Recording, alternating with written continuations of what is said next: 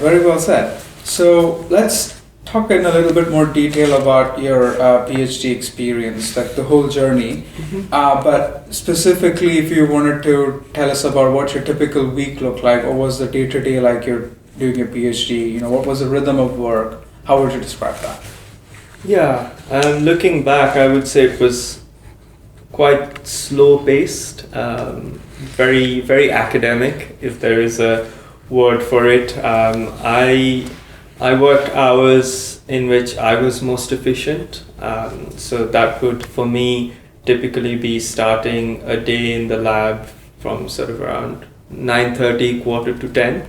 I would start off, meeting with my other research group people, a bit of socializing to begin with, and then kind of following up on any experimental results. Sometimes there would be experiments running overnight, so I would be very excited to see whether they worked or didn't work, or did the cells grow, or did they give the right signals, etc. And then kind of like on the basis of those results, take a bit of a step back, plan out the next steps, and initiate the next round of experiments, because these would often run overnight. At least that's how my PhD topic just happened to be, that there would be these long 8-hour experiments that would pretty much run overnight.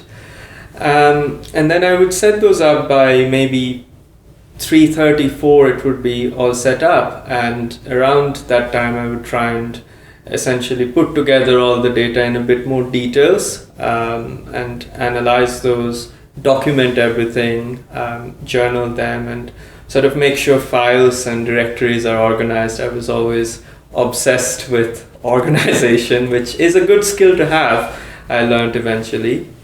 But that would be a broad day, and typically sometimes I would initially finish at 6 p.m, sometimes 5, sometimes 7, it varies a little bit. I would take a break, have dinner, and oftentimes I would go back into the labs again around 10 or 11 p.m. just to check in if the experiment started off properly or not, because otherwise it's an entire day wasted if I go back the next day and it didn't start. Right. And on the topic of mundane problems and challenges, what was it working with supervisors, peers, ensuring funding, all those things that you encounter on the daily basis? How was that in your PhD? Yeah, I would say it was very enjoyable overall. So I was quite lucky in that my funding was not linked to my supervisor. So I had Imperial gave me a scholarship that's fully funded through alumni donations. So it's true freedom to pursue any topic you want, with the financial security for both the research grant and your own stipend. So that was very lucky to do this sort of a scholarship in a city like London. But of course there were many challenges along the way. Certainly COVID was a big theme during my PhD. I remember about a year in, 17th of March, I still remember the date, we got an email from the provost asking us to switch off all experiments overnight in a safe fashion so that buildings could close down. And after that, it was quite challenging for the next months, if not up to a year, to do an experimental PhD, because there were all sorts of compliance and regulatory requirements around, not having as many people in a laboratory, or social distancing and all of that. So I think Imperial went through its own experimentations of the models. We had a situation where we decided initially each researcher would go in 5 days straight and then self-isolate for 9 days to kind of match the peaks and troughs of the virus incubation period, etc. That was quite intense, because you're still limited by your 3.5-4 year funding, and you want to fit all experiments in those 4 years. So what that meant was a lot of us were compressing 14 days worth of work in 5 days, front loading it, and then spending 9 days analyzing the data. So that was kind of like going from highs to lows. It was interesting times. but again, very unique, and if I were to do it again, I would. And what was the hardest scientific problem you had to solve, and how did you get through it? That is a very good question. I would say biochemistry, a particular biochemical experiment I still remember was possibly the hardest in terms of testing perseverance. We were trying to see whether an enzyme called DNA polymerase replicates a certain strand of DNA successfully, and whether it does so in a different way in the presence of one of the molecules we were investigating. So we were trying to see differences in DNA replication. And there's a very old school experiment for this called a DNA polymerase extension assay, which involves a number of steps. I'm not going to get into the details, but essentially you don't know the results until you wait a couple of days for the full experiment to run, and then you visualize it on a gel.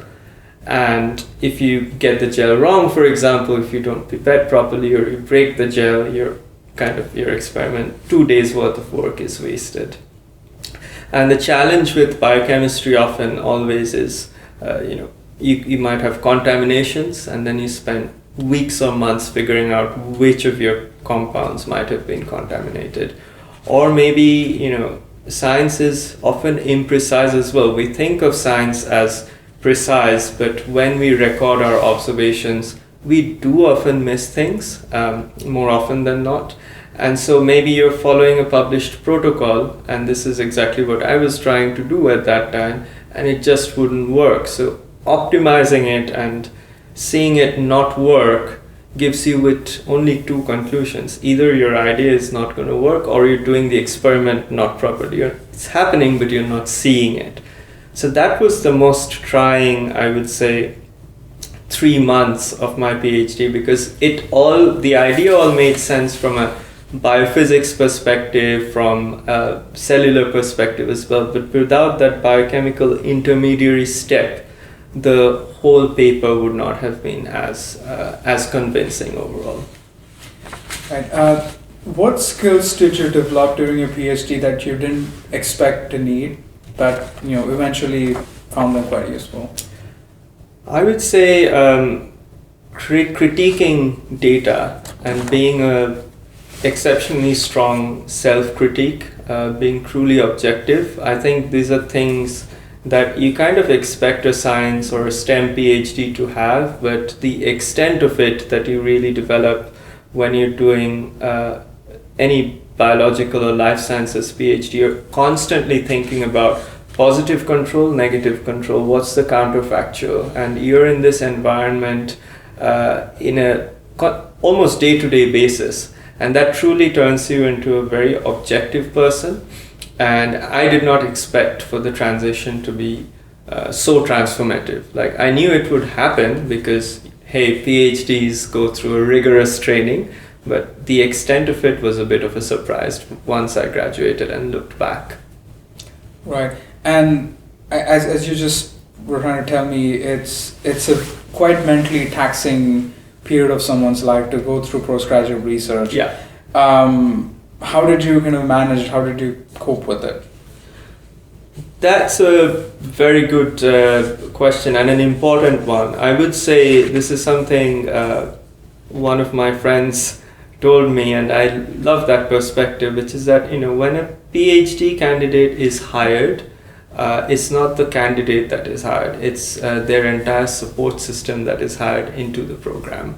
So having that support system, group of family, friends around you to lean on, even if they're non-scientific audience, they might have no training, but you can still always reach out to them, talk to them, and kind of it teaches you to not just share your journey and your ups and downs, but it also teaches you how to communicate science to someone who might not necessarily be from a scientific background. So if you have a friend or family who is not even remotely related to science, do not think that they will not be able to help you. Actually, they might come up with ideas that are entirely out of the box and can help you run your experiments.